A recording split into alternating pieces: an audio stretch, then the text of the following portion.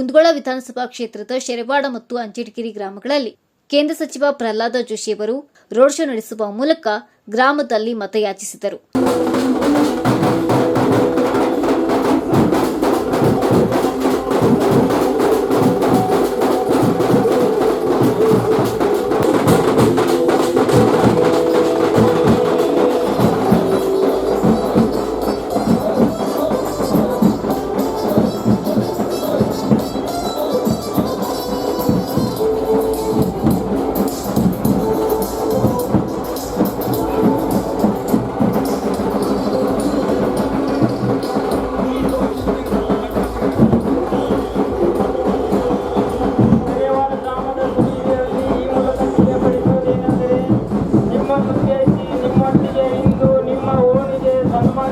ಲೋಕಸಭಾ ಅಭ್ಯರ್ಥಿಗಳಾದ ಸನ್ಮಾನ್ಯ ಶ್ರೀ ಭಾರತ ಸರ್ಕಾರದ ಗಣಿ ಖಂಡಿತರು ಮಂತ್ರಿಗಳು, ಸಂಸದೀಯ ವ್ಯವಹಾರ ಸಚಿವರು, ದೀನ ದಲಿತರ ಉದ್ಧಾರಕ, ಬಡವರ ಬಂಧು, ಜನ ಸೇವಕ ನಿಮ್ಮೂರಿಗೆ ನಿಮ್ಮನ್ನುದ್ದೇಶಿಸಿ ಮತಯಾಚನೆ ಮಾಡಲು ಮಾತನಾಡಲು ಆಗಮಿಸಿದ್ದಾರೆ. ದಯಾಳುಗಳು ತಾವು ತಮ್ಮ ಅತ್ಯಮೂಲ್ಯವಾದ ಮತವನ್ನು ಕೊಟ್ಟು ಪ್ರಚಂಡ ಬಹುಮತದಿಂದ ಆರಿಸಿ ತಂದು ಅವರನ್ನ ವಿಜಯಶಾಲಿಗಳನ್ನಾಗಿ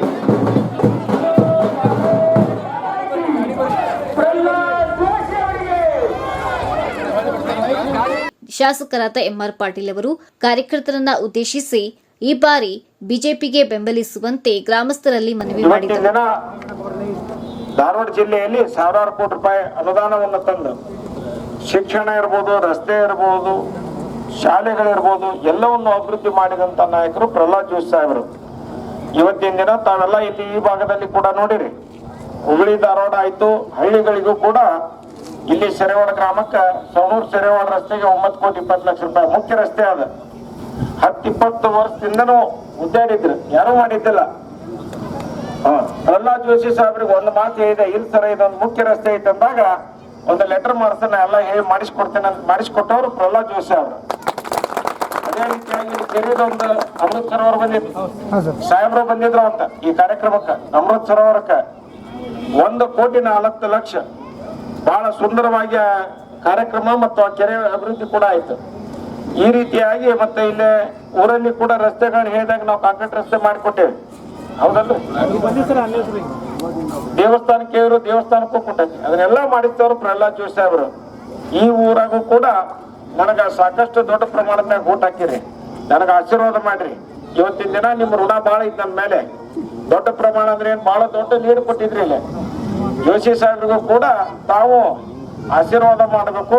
ಈ ಊರಿನ ಬಗ್ಗೆ ವಿಶೇಷ ಅಭಿಮಾನ ಹೊಂದಿದಂತ ಸಾಹೇಬರು ತಾವು ಹೆಚ್ಚಿನ ರೀತಿ ನನಗೆ ಏನ್ ಮಾಡ್ರಿ ಅದಕ್ಕಿಂತ ಹೆಚ್ಚಿನ ರೀತಿ ಮತ ಕೊಟ್ಟು ಆರಿಸ್ತರಬೇಕಂತ ನಮ್ಮಲ್ಲಿ ಕೇಳ್ಕೊಂಡು ಯಾವುದೇ ಅಭಿವೃದ್ಧಿ ಈಗೇನು ನೀವು ಫ್ರೀ ಭಾಗ್ಯ ಗ್ಯಾರಂಟಿ ಅಂತಾರಲ್ಲ, ಅವ್ಕೆ ಯಾವಕ್ಕೂ ನಂಬೇಡ್ರಿ. ನಿಮ್ ದುಡ್ಡು ತಗೊಂಡ ನಿಮ್ಗೆ ಕೊಡಕತ್ತಾರ ಅವ್ರು. ಒಬ್ಬ ಮನುಷ್ಯನ ಕಡೆಯಿಂದ 10,000 ರೂಪಾಯಿ ತಗೊಂತಾರ, 2,000 ರೂಪಾಯಿ ಕೊಡ್ತಾರ. ಹಿಂಗಾಗಿ ಸುಮ್ನ ಸುಳ್ಳು ಪ್ರಚಾರ ಮಾಡ್ತಾರ. 10 kg ಅಂತಾರ, 5 kg ಮೋದಿ ಅವ್ರದ್ದು, ಅದನ್ನು ತಮ್ಮದ ಅಂತ ಪೇಪರ್ನಾಗ ಹಾಕೊಂತಾರ. ಅವ್ರು ಸುಳ್ಳು ಹೇಳುವಂತ ಕಾಂಗ್ರೆಸ್ ಸರ್ಕಾರ ನೀವು ನಂಬೇಡ್ರಿ. ಮೋದಿ ಅವ್ರು ಏನೇ ಹೇಳಿದ್ರು ನಿಜ ಹೇಳ್ತಾರ. ಯಾವ್ದಾದ್ರು ಈ ಕಿಸಾನ್ ಸಮ್ಮಾನ ಯೋಜನೆ ನೋಡ್ರಿ, 6,000 ರೂಪಾಯಿ ಬರ್ತೈತಿ ವರ್ಷಕ್ಕೆ. ಎಂದೂ ಒಂದಿನಾನು ಮಿಸ್ ಆಗೋದಿಲ್ಲ. ಅಲ್ಲೊಂದು ಬಟನ್ ಹಾಕ್ತಾರ, ಇಲ್ಲಿ ಬರ್ತೈತಿ. ಮೊದ್ಲಿಗೆ ರಾಜೀವ್ ಗಾಂಧಿ ಹೇಳಿದ್ರ ಒಂದು 100 ರೂಪಾಯಿ ಆದ್ರೆ ಹಳ್ಳಿಗೆ ಹೋಗ್ಬೇಕಾದ್ರೆ 15 ರೂಪಾಯಿ ಮುಡ್ತೈತಿ. ದಿಲ್ಲಿಯಿಂದ 100 ರೂಪಾಯಿ ಹಾಕಿದ್ರೆ 15 ರೂಪಾಯಿ ಹಳ್ಳಿಗೆ ಬರ್ತದ ಅಂತ ಹೇಳಿದ್ರು. ಈಗ 1 ರೂಪಾಯಿ ಬರ್ದಂಗ ಮಾಡಿದವ್ರು ಯಾರು? ನರೇಂದ್ರ ಮೋದಿ ಅವರು. ಅಂದ್ರೆ ಸ್ವಚ್ಛ ಆಡಳಿತ ಕೊಟ್ಟಂತ ಧೀಮಂತ ನಾಯಕರು. ಇವತ್ತು ದೇಶ ವಿದೇಶ ಕೂಡ ನಮ್ಮ ಭಾರತಕ್ಕೆ ಹೆಚ್ಚಿನ ಗೌರವ ಕೊಡುವಂತ ಒಂದು ಗೌರವವನ್ನು ತಂದು ಕೊಟ್ಟಂತ ನಾಯಕರದಾರ. ಅವ್ರ ಬಾಜುಕ ನಮ್ ಜೋಶಿ ಸಾಹೇಬ್ರು ಇರ್ತಾರ. ಇವತ್ತು ಹುಬ್ಬಳ್ಳಿ ಧಾರವಾಡ ಅಂದ್ರೆ ಎಲ್ಲ ಕಡೆಯಿಂದ ನಾವ್ ಎಲ್ಲಾರು ಹೋದಾಗ ಕೇಳಿದ್ರೆ ನಿಮ್ಮ ಸಂಸದರು ಯಾರಂತಾರ? ಪ್ರಹ್ಲಾದ್ ಜೋಶಿ. ಬಹಳ ಸರಳ ಒಳ್ಳೆ ವ್ಯಕ್ತಿಗಳು. ಅಂದ್ರೆ ಇಂಥ ಭಾವನೆ ಇಟ್ಕೊಂಡು ಈ ಭಾಗದ ಅಭಿವೃದ್ಧಿಗೆ ಇಲ್ಲೆಲ್ಲ ನೋಡ್ರಿ, ರಿಂಗ್ ರಸ್ತೆ, ಆಮ್ಯಾಗ flyover, smart city, railway station ಇವೆಲ್ಲವನ್ನು ಮಾಡಿಕೊಟ್ಟಾರ. ಈ ಭಾಗಕ್ಕೆ ಹೆಚ್ಚಿನ ಒತ್ತು ಕೊಟ್ಟು ಕೆಲಸ ಮಾಡಿಸ್ಕೊಟ್ಟವರು. ಈ ಮತಕ್ಷೇತ್ರಕ್ಕೂ ಕೂಡ ಯಾವ ಕೇಳಿ ಯಾವಕ್ಕೂ ಇಲ್ಲ ಅಂದ್ರೆ ಎಲ್ಲವನ್ನು ಮಾಡಿಸ್ಕೊಟ್ಟಾರ ಅವರು. ಅದನ್ನ ಮಾಡಿ ನಾ ಇಲ್ಲಿ ಬಂದಾಗ ನೀವು ನನಗೆ ಓಟ್ ಹಾಕಿ ಹರಿಸ್ತಂದಿರಿ, ನಿಮ್ಮ ಋಣನು ನನ್ನ ಮ್ಯಾಗ ಬಹಳ ಐತೆ ಅಂತ ತಿಳ್ಕೊಂಡು ಹೇಳಿ. ಕೇಂದ್ರ ಸಚಿವ ಪ್ರಹ್ಲಾದ ಜೋಶಿ ಅವರು ಪ್ರಚಾರದ ಸಭೆಗಳಲ್ಲಿ ಭಾಗವಹಿಸಿ ಕಾರ್ಯಕರ್ತರನ್ನ ಉದ್ದೇಶಿಸಿ ಮಾತನಾಡಿದರು. ಭಾರತದ ಉನ್ನತ ಭವಿಷ್ಯಕ್ಕೆ ಮೋದಿಯೇ ಭರವಸೆ. ನರೇಂದ್ರ ಮೋದಿ ಅವರಿಂದಲೇ ಹಿಂದೆಂದೂ ಕಂಡಿರದ ಸಾಧನೆಯನ್ನ ಭಾರತ ಮಾಡಲು ಸಾಧ್ಯವೆಂದು ಇಡೀ ಭಾರತವೇ ಮನಗಂಡಿದೆ. ನಮ್ಮ ಕ್ಷೇತ್ರದ ಜನತೆ ಕೂಡ ಬಿಜೆಪಿಗೆ ತಮ್ಮ ಬೆಂಬಲವೆಂದು ಸೂಚಿಸಿದರು. ನೀವು ನಮ್ಮ ಮಾಲಕರು ನೀವು ಆದೇಶ ಕೊಟ್ಟಂಗೆ ನಾವು ಕೆಲಸ ಮಾಡಿ, ಆದ್ರೆ ಕೆಲವರು ನೀವು ಆದೇಶ ಕೊಟ್ಟರು ಕೆಲಸ ಮಾಡ್ತಿರೋದಿಲ್ಲ.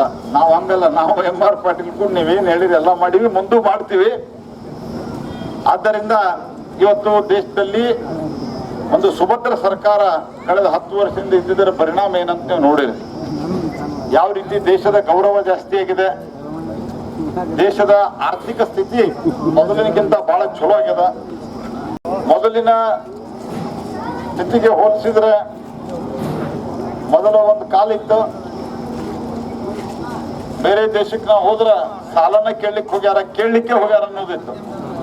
ಹಿಂಗಾಗಿ ಭಾರತಕ್ಕೆ ಕಿಮ್ಮತ್ತಿರಲಿಲ್ಲ. ಭಾರತದ ನಾಯಕರು, ಅವತ್ತಿನ ನಾಯಕರು ಬೇರೆ ದೇಶದ ಅಪಾಯಿಂಟ್ಮೆಂಟ್ ಕೇಳ್ತಾ ಇದ್ರು. ಇವತ್ತು ಬೇರೆ ದೇಶದ ನಾಯಕರು ನರೇಂದ್ರ ಮೋದಿ ಅಪಾಯಿಂಟ್ಮೆಂಟ್ ಕೇಳುವಂತ ಸ್ಥಿತಿಗೆ ಬಂದರು. ಯಾಕಂದ್ರೆ ಭಾರತದ ಒಂದು ಆರ್ಥಿಕ ಸ್ಥಿತಿ ಚಲೋ ಆಗ್ಯದ. ಅದರ ಪರಿಣಾಮವಾಗಿ ಇವೆಲ್ಲ ಸ್ಕೀಮ್ಗಳನ್ನ ನಾವು ಕೊಡ್ತಾ ಇದ್ದೇವೆ. ಆ ಸ್ಕೀಮ್ಗಳ ಜೊತೆಗೆ ಒಂದು ಉಳಿದಿದ್ದೆಲ್ಲ ಸ್ಕೀಮ್ ನಿಮ್ಗೆ ಗೊತ್ತವ. ಮನೆಗೆ ನೀರು ಕೊಟ್ಟದ್ದು, ಮತ್ತೆ ಇನ್ನೊಂದು ನೀರು ನಿಮ್ಗೆ ಪೈಪ್ಲೈನ್ ಹಾಕಿವಿ. ಇನ್ನೊಂದು ವರ್ಷದೊಳಗ ನರೇಂದ್ರ ಮೋದಿ ಅವರು ದುಡ್ಡು ಕೊಟ್ಟಾರೆ, ಕೆಲಸ ಶುರು ಆಗ್ಯದ. ಪ್ರತಿ ಮನೆಗೆ ನಾವು ಮಲಪ್ರಭಾ ಕುಡಿಯೋ ನೀರನ್ನ ಕೊಡ್ತೇವೆ. ಇದ್ರ ಜೊತೆಗೆ ಉಳಿದ ಸ್ಕೀಮ್ ನಿಮ್ಗೆ ಗೊತ್ತವ. ಸಂಜೀವಿನಿ ಒಕ್ಕೂಟ ಅಂತ ಒಂದು ಮಾಡಿದ್ದಾರೆ, ನಿಮ್ಗೆ ಗೊತ್ತಿರಬೇಕು. ಆ ಒಕ್ಕೂಟಕ್ಕೆ 30-40 ಲಕ್ಷ ರೂಪಾಯಿ ಬರ್ತದೆ ಅನ್ನೋದು. ಅದರಲ್ಲಿ ಏನು ಉದ್ಯೋಗ ಮಾಡ್ತಾರ ನಮ್ಮ ಸ್ವಸಹಾಯ ಗುಂಪಿನವರು, ಅವರಿಗೆ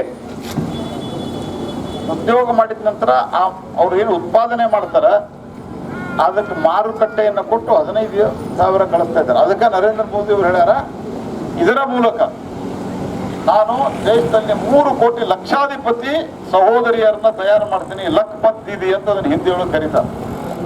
ಈ ರೀತಿಯಾದಂತಹ ಯೋಜನೆಗಳು ನಮ್ದವ. ಕರ್ನಾಟಕ ಸರ್ಕಾರದ ಸಿದ್ದರಾಮಯ್ಯ ಅವ್ರ ಗ್ಯಾರಂಟಿ ಹೆಂಗದ ಅಂತ ನಿಮ್ಗೆ ಗೊತ್ತದ. MR ಪಾಟೀಲ್ ಹೇಳಿದಾರಲ್ಲ, 2,000 ರೂಪಾಯಿ ನಿಮ್ಗೆ ಕೊಡ್ತಾರ, 10,000 ರೂಪಾಯಿ ವಸೂಲಿ ಮಾಡ್ತಾರೆ. ಹೆಂಗಂತ ನಿಮ್ಗೆ ಗೊತ್ತದ. ಬಾಂಡ್ ಪೇಪರ್ ಜಾಸ್ತಿ, ಆಮೇಲೆ ಪಹಣಿ ಪತ್ರಿಕೆ ಜಾಸ್ತಿ, ಶರೆ ಜಾಸ್ತಿ, ವಿದ್ಯುತ್ ಬಿಲ್ಲು ಜಾಸ್ತಿ. ನೀವು ನಿಮ್ಮ 45 ಯೂನಿಟ್ ಫ್ರೀ ಇಟ್ಟು 46 ಯೂನಿಟ್ ಮಾಡಿದ್ರೆ ಎಲ್ಲ ಕೂಡಿ 7 ರೂಪಾಯಿ 25 ಪೈಸಾ ತುಂಬಬೇಕೀಗ. ಆಮೇಲಿಂದ ಸಬ್ ರಿಜಿಸ್ಟರ್ ಆಫೀಸ್ನಾಗ ರಿಜಿಸ್ಟ್ರೇಷನ್ ಚಾರ್ಜು ಜಾಸ್ತಿ. ಹಾಲಿನ ಸಬ್ಸಿಡಿ ನಿಮಗೆ ಬಂದು ಅಂದ್ರೆ ಹಾಲು ಹಾಕೋರಿಗೆ 4 ರೂಪಾಯಿ ಸಹಾಯಧನ ಬಂದು, ಆದ್ರ ಹಾಲು ಮಾತ್ರ ತುಟ್ಟಿ. TC ಹಾಕ್ಬೇಕು ಅಂತಂದ್ರೆ ಮೊದಲ 10,000 ರೂಪಾಯಿ ಇತ್ತು, ಈಗ 1.5-2 ಲಕ್ಷ ರೂಪಾಯಿ, 3 ಲಕ್ಷ ರೂಪಾಯಿ. ಈ ರೀತಿ ನಿಮ್ ಕಡೆಯಿಂದ ವಸೂಲು ಮಾಡಿ ನಿಮ್ಗೆ ಕೊಡ್ತಾ ಇರುವಂತಹ ಸರ್ಕಾರ ಇದು. ಆದ್ದರಿಂದ ಸ್ನೇಹಿತರೆ, ಇನ್ನು ಈ ಸಂದರ್ಭದಲ್ಲಿ ಶಾಸಕರಾದ MR ಪಾಟೀಲ್, ಈರಣ್ಣ ಜಡಿ, ಸಿದ್ದಪ್ಪ ಹನ್ನಿ, ಬಸವರಾಜ್ ಅನ್ನಿಗೇರ್, ವಿರೂಪಾಕ್ಷ ಎಡವಣ್ಣ, TG ಬಾಲಣ್ಣ, ವಿರುಪ್ಪ ಮಟ್ಟಿ, ಸೋಮು ಹವಲಗೌಡರ್, ಮಂಜುನಾಥ್ ಜೇಡಿಯಣ್ಣ, ಗುರಪ್ಪ ದಿವಟಗಿ, ಬಸವರಾಜ್ ಬೊಮ್ಮನಹಳ್ಳಿ, ವಾಸುದೇವ್ ವಿವೋಜಿ, ಫಕೀರಪ್ಪ ಗಾಣಿಗೇರ್, ಬಸವನಗೌಡ ಪಾಟೀಲ್, ಕಲ್ಲಪ್ಪ ಮೊರಬ್ ಪ್ರಮುಖರು ಹಾಗೂ ಕಾರ್ಯಕರ್ತರು ಉಪಸ್ಥಿತರಿದ್ದರು.